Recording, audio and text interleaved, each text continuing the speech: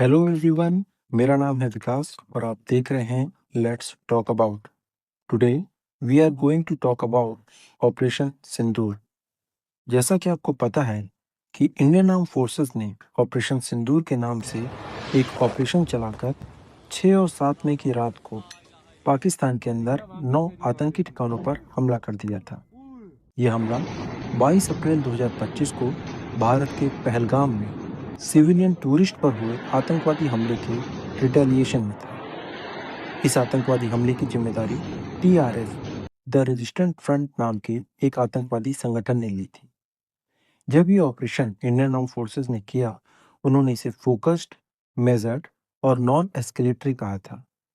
उन्होंने पाकिस्तान में केवल टेरर कैंपों को हिट किया था, न कि पाकिस्तान आर्मी या सिविलियन इंस्टॉलेशन को। The selection of these targets for Operation Sindoor was based on credible intelligence inputs and role of these facilities in perpetrating the terror activities. The locations were so selected to avoid damage to civilian infrastructures and loss of any civilian lives. लेकिन जवाब में पाकिस्तान ने Indian army और air force के asset और civilian population को target करने की कोशिश की, और फिर इसके रिटेलिएशन में इंडियन आर्म फोर्सेस ने पाकिस्तान के 11 एयर बेसिस पे पिन पॉइंट एक्यूरेसी के साथ में स्ट्राइक की।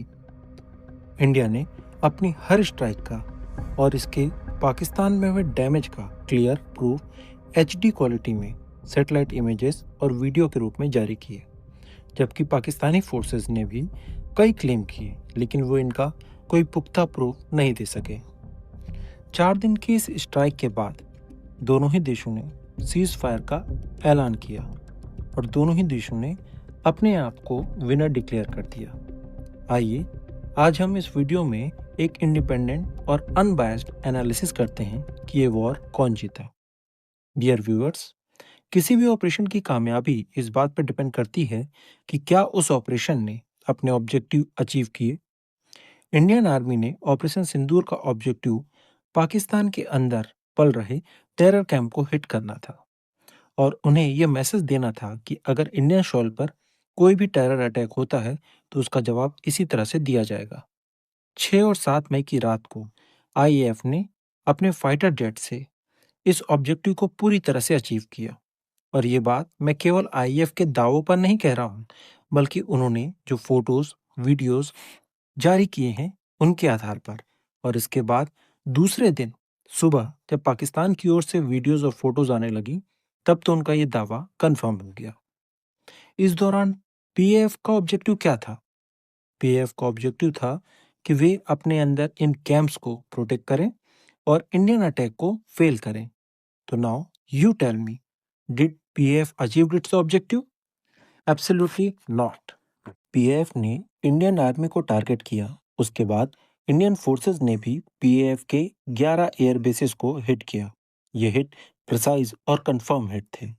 इस अटैक में इंडियन एयरफोर्स ने पीएएफ के air bases, command and control centre, runways, hanger और रडार स्टेशन पे अटैक किया, जिनके प्रूफ भी आईएएफ ने जारी किए और इंटरनेशनल मीडिया ने भी इसे रिपोर्ट किया।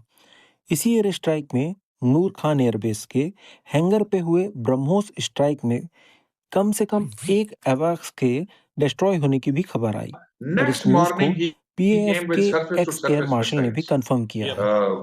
वो भी फिर आर्मी और एयरफोर्स ने, आर्मी ने अल्फता हमारे मिसाइल मारे, और एयरफोर्स ने ये जो आप सुबह की बात कर रहे हैं, जी जी, ये 10 की सुबह को हुआ, बिकॉज मेरी कुछ लोगों से बात भी हुई। उस बेस के ऊपर 4 surface to surface BrahMos missile आए। सरफेस टू सरफेस या एयर टू सरफेस, ये मुझे नहीं पता। तो पायलट्स जो हैं वो पहले दौड़े कि वो अपने जहाजों को सिक्योर करें। अच्छा, और जैसे पहला आया वो जूम करके ऊपर से दूसरा आया, फिर तीसरा आया, फिर चौथा आया, जो कि अनफॉर्चुनेटली बुलारी में डायरेक्टली आके एक हैंगर पे लगा, जहां पे एक हमारा एवैक्स खड़ा था जो डैमेज हुआ, जहां पे शहादतें भी हुई।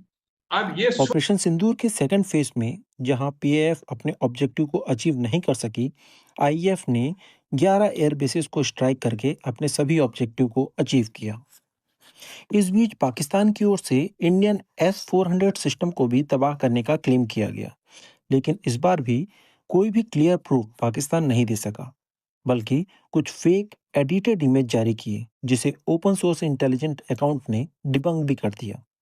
इसके साथ ही ऑपरेशन सिंदूर के ठीक बाद इंडियन पीएम मोदी ने आदमपुर एयरबेस का विजिट किया, जहां पर S-400 पूरी तरीके से इंटैक्ट दिखाई दिया।